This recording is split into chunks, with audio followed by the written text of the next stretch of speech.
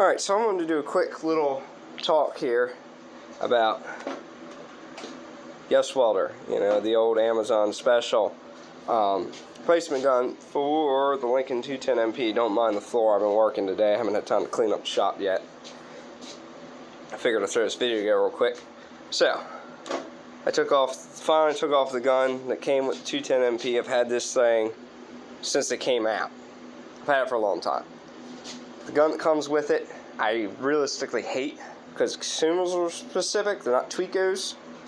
And also the way the contact tip is on it, every time you tack a part up, this stupid wire burns right back to the tip, and there you are holding the part, heavier than all get out, and you're trying to beat the thing on the side of whatever you're welding, trying to get the wire to break loose, and it never works. You end up having to put the part down, cut the wire loose, get it fitted back up, and try it again, and 9 times out of 10 it does the same thing, and you're just sitting there cussing, hollering, and throwing crap at that point because you're just irritated. Hated it. Always hated that gun. So I bought this. I never actually had put it on there. I had this thing in a box for, I don't know, 8-9 months after I bought it, because I had heard rumors that the fit up down here was weird. I even modified my machine. I cut the ring out so I had more room to slide this in and out to make sure the gas didn't leak. I don't know if I needed to modify it or not, or if it helped. I don't know. You can't notice that I modified it. It works. I have room to play to make sure that the gas wasn't going to leak. It all fits. Long and short of it, I would say this gun is a solid B plus compared to the one that came with it, which I would give like a D or an E on. Like overall, it holds up well. The consumables that you get with it, yeah, they're great, whatever, they work. It's just the whole tacking up parts and the specific industry-specific consumables that Lincoln sells for it. It's just the whole thing of that just irritates me, and I've never liked that part. I like Tweako stuff. You can go to any store that sells anything remotely welding related, and you can get Tweako parts, which makes it nice. Now, the only thing I will say that is a negative to this is the factory tip came with. Look at the difference on that. This thing is thin, it's cheap. Look how burned up this is. I use this for, I want to say maybe 3 jobs now. I mean, guaranteed some of that was galvanized. But man, it just tore this tip up, ate it up. You can see how burned up it is. Chunks missing out of it. I swapped over to this one. You can see I've been using this one galvanized. It's got a little bit of dirt and stuff in there. It's not bad. World of difference with the standard Tweako style contact tip other than this cheap POS one they give you.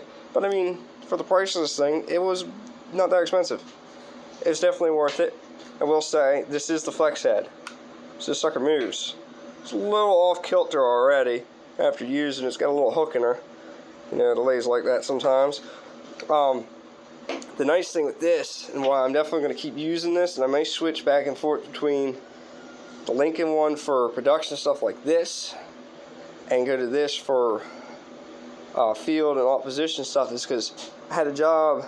Actually, the reason I put this on there, my other one got damaged working on this thing. I dropped the part on there, smashed the end of it up. I was like, I ain't got time to buy parts. This job's got to get done. Switch over to this one, so I finally made a decision. It was great. I was able to take this because I was working underneath the trailer on my back in my driveway because I didn't have a way to flip it. It's a big trailer.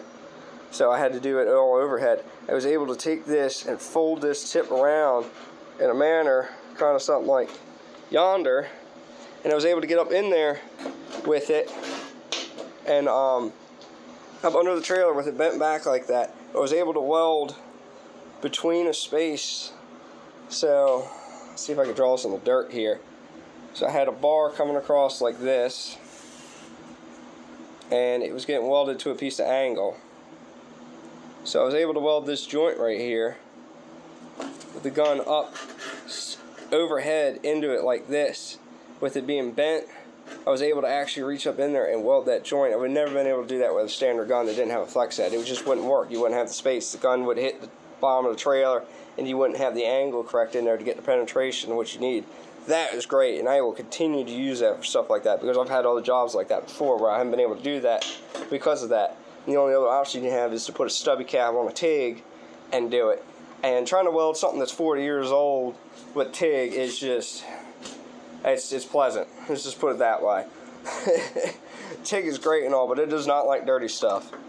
Not like a MIG will handle. But like I said, that's where I stand with this. I will definitely keep using this, and I definitely am going to use this for my field stuff. And like I said, I think for production work where I'm doing galvanized like this, I might switch back to the other one.